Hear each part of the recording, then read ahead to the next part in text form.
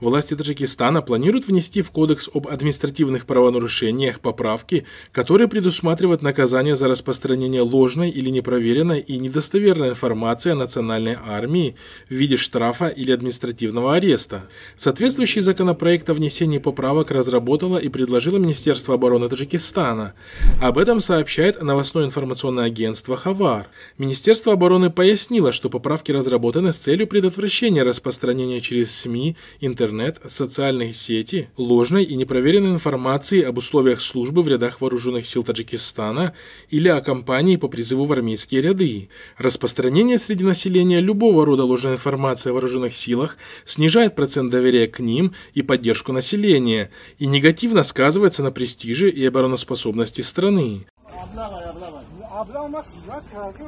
Следует отметить, в СМИ и в социальных сетях периодически появляется информация об облавах на молодежь для набора срочников в ходе призывных кампаний, а также о дедовщине в армии Таджикистана.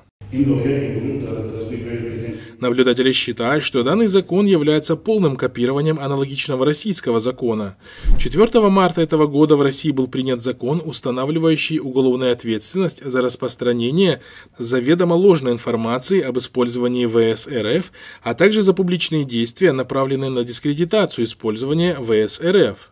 Что важно, закон был принят через несколько дней после вторжения России на территорию Украины, а также на фоне антивоенных протестов в России.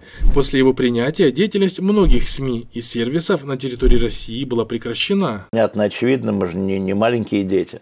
Но из общей картины было понятно, что отбиться не удастся.